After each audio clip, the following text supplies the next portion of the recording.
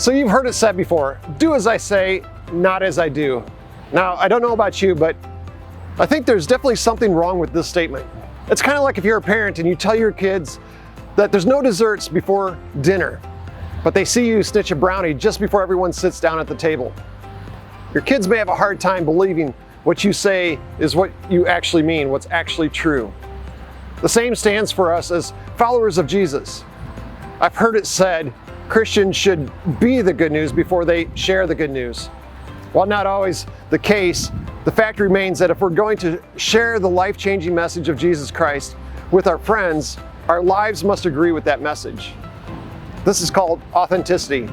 God knows we will make mistakes, and He uses us despite our shortcomings.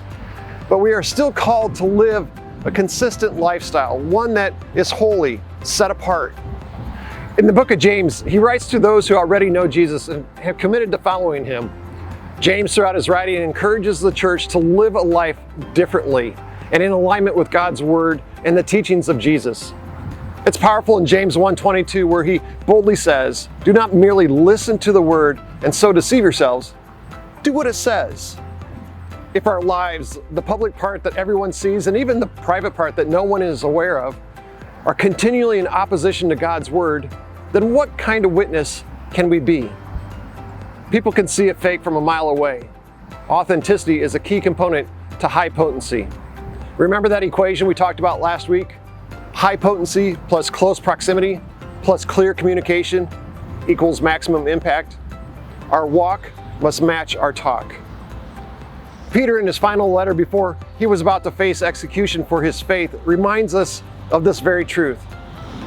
He says, for this very reason, make every effort to supplement your faith with virtue, and virtue with knowledge, and knowledge with self-control, and self-control with steadfastness, and steadfastness with godliness, and godliness with brotherly affection, and brotherly affection with love.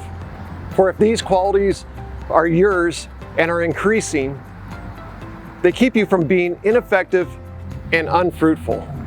Now, those are powerful words.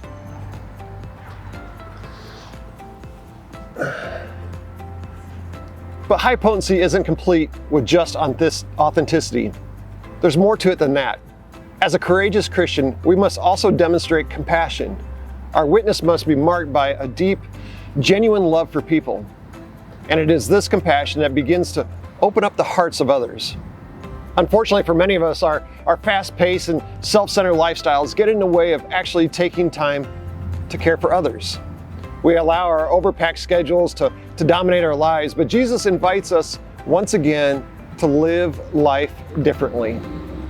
Now, Jesus, as He knows that the cross is coming soon, takes time with His disciples for a collection of final teachings.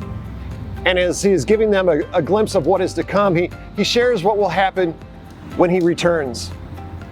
Here we see that compassion for others is not just a blessing for those who receive it today, but a blessing for those who offer it even into eternity. Jesus says this, then the King will say to those on His right, come, you who are blessed by my Father, take your inheritance, the kingdom prepared for you since the creation of the world. For I was hungry, and you gave me something to eat. I was thirsty, and you gave me something to drink. I was a stranger, and you invited me in. I needed clothes, and you clothed me. I was sick, and you looked after me. I was in prison, and you came to visit me.